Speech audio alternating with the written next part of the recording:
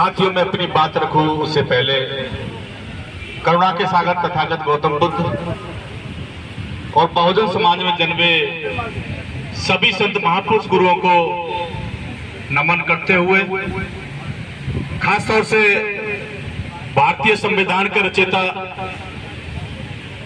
बौद्ध शब्द बाबा साहब भीमराव अम्बेडकर को नमन करते हुए, बांगसेफ TS4 और बहुजन समाज पार्टी के संस्थापक 21वीं सदी के महानायक माननीय कांशीराम साहब को नमन करते हुए, बहुजन समाज पार्टी की राष्ट्रीय अध्यक्ष आबादी के हिसाब से देश के सबसे बड़े प्रदेश की 4 बार मुख्यमंत्री रही, सर्व समाज के मान सम्मान स्वाभिमान के प्रति आदरणीय बहन जी का सम्मान करते हुए, बहन जी को अपना आदर्श नेता मानते हुए, उनकी नीति में आशा और विश्वास रखते हुए, साथियों आज इस डॉक्टर ऋतु के इस धरना प्रदर्शन में मैं आज चौथा दिन मेरा है यहाँ सम्मिलित हुआ हूँ। और साथियों, ये लंबे समय से ये धरना प्रदर्शन चल रहा है। मैं सम्मानित मंच और मेरे भाई छोटे भाई जो केंद्रीय कोऑर्डिनेटर भाई सुदेश साहब है, जिनको आप सुन रहे थे, डॉक्टर ऋतु जी, महमूद पातशाह जी हमारे, और इधर बैठे हुए सभी सम्मानित मंच के सम्मानित साथी, इधर सामने बैठे सभी मातृशक्ति भी हमारे बीच में बैठे हैं, कुछ मीडिया बंधुओं को सभी का आदर सम्मान करते हुए सभी को मेरा सादर जय भी। साथियों, ज्यादा कुछ मुझे नहीं कहना है, मगर साथियों जैसे कि अगर चावलों की हांडी को देखना हो कि चावल पका है कि नहीं पका, उसमें से एक चावल निकाल के पता लग जाती है हांडी पक गई है, यानी कि चावल पक गए हैं। साथियों, तो लंबा चौड़े भाषण से भी हम लोग यहाँ ज्यादा भाषण देने के लिए नहीं आए। भाषण देने के लिए तो हम रोज अभी शाम को मीटिंग है, रोज हम लोग 2-2, 3-3 घंटे भाषण देते हैं समाज के बीच में।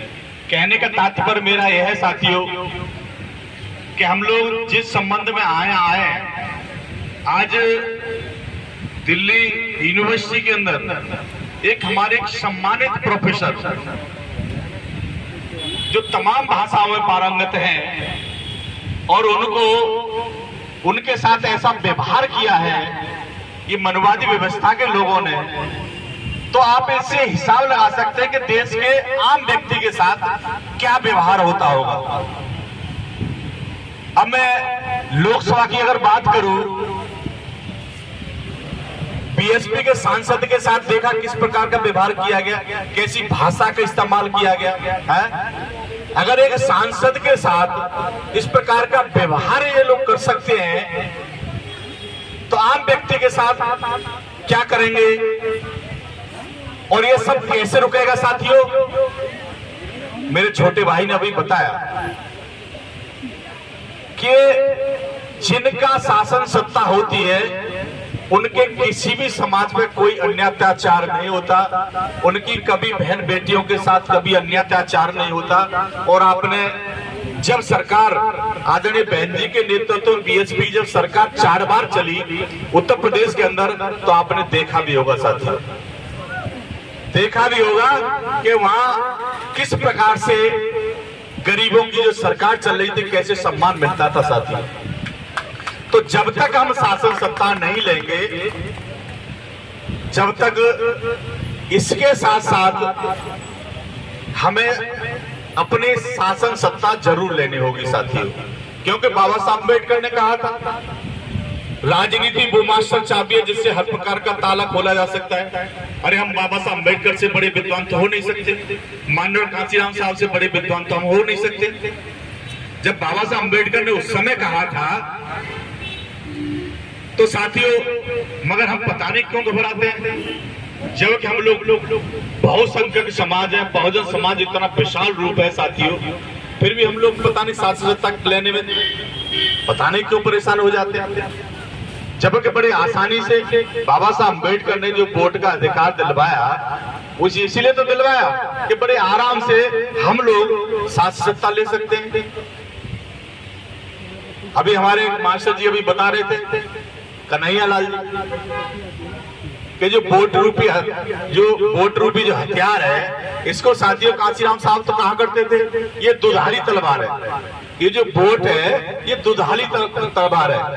आपने अगर अपने पक्ष में वोट डाल लिया तो दुश्मन की गर्दन कटेगी, अपने पक्ष में अगर वोट डाल लिया तो दुश्मन की गर्दन कटेगी, अगर दुश्मन को वोट डाल दिया आपने तो अपनी गर्दन कटेगी। साथी वही हाल आज हो रहा है मेरे साथ। हो रहा कि नहीं हो रहा?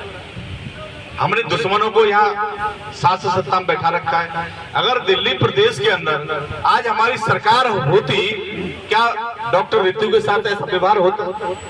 आप बताएं, होता क्या? कभी नहीं होता साथियों। तो साथियों हमें सबसे पहले ये काम करना होगा। फिर भी हम लोग दिल्ली प्रदेश की बहुजन समाज पार्टी उस दिन में भी बोल के गया था, जमीन से लेकर के और संसद तक। भाई हमारे पास तो सांसद भी है ना, लोकसभा में भी है और राज्यसभा में भी है। विधानसभा में तो हमारे पास यहाँ विधायक नहीं है, मगर हम लोकसभा में राज्यसभा में तो अपनी बात कह सकते हैं, बड़े आराम से कह सकते हैं। तो वहां तक भी हम लोग छोड़ने वाले नहीं हैं।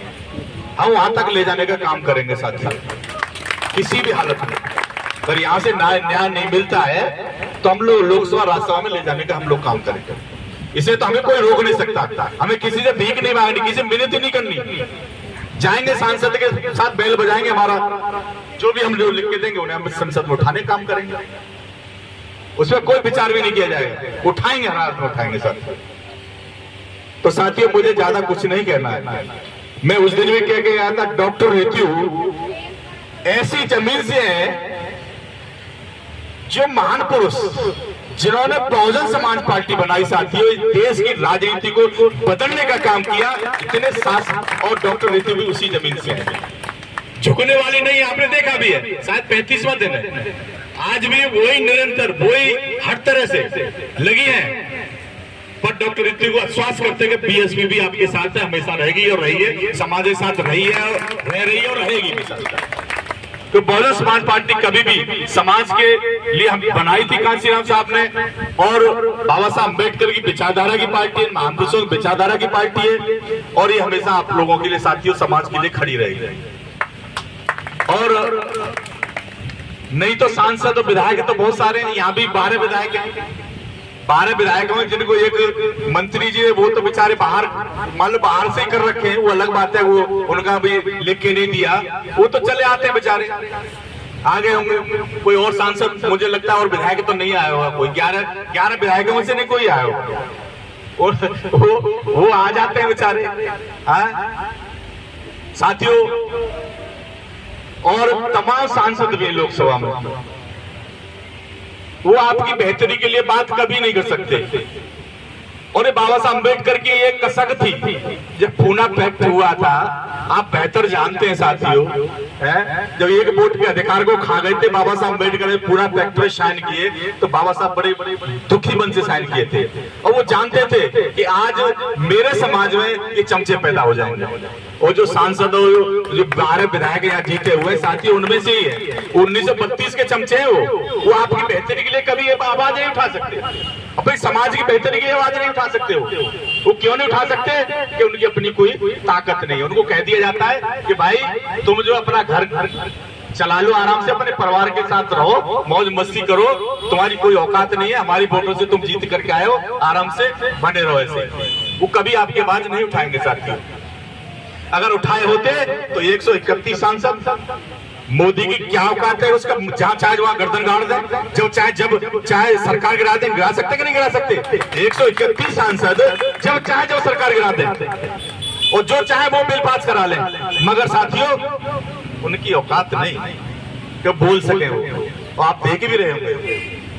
अरे कब तक ऐसे दूसरों को शासन सत्ता में बनाते रहोगे आप लोग? अरे खुद बन करके आओ ना, ये सब चीज अपने आप समाप्त हो जाएंगे, कहने की जरूरत ही नहीं पड़ेगी साथियों। तो यही जरूरी बातों के साथ में आप सभी का आभार व्यक्त करते हुए और अपनी तरफ से पूरी तरह से बीएचपी की तरफ से दिल्ली प्रदेश अध्यक्ष होने के नाते मैं आश्वस्त करता हूं डॉक्टर ऋतु को कि हम लोग आपके यहाँ आते रहेंगे। चौथा दिन है और भी आते रहेंगे। बात 5 तारीख की है, क्योंकि साथियों 9 तारीख को माननीय कांसीराम साहब का परिनिर्वाण दिवस भी है। मैं वही बोल रहा हूँ, 9 तारीख को हमारा माननीय कांसीराम साहब का परिनिर्वाण दिवस भी है और हम लोग उसे पुष्पांजलि कार्यक्रम रखते हैं। पूरी दिल्ली प्रदेश के लोग तैयारी के साथ में वो करते हैं। तो हमारा 12 नंबर जो बहुजन प्रेरण जो केंद्र है, वहाँ लोग सब पुष्पांजलि अर्पित करने के, जहाँ कांसीराम साहब की अस्थियां आज भी यहाँ और लखनऊ में 2 जगह वहाँ है। तो वहाँ आदरणीय बहन जी तो उधर रहेंगी, पर हम लोग इधर रहेंगे साथियों।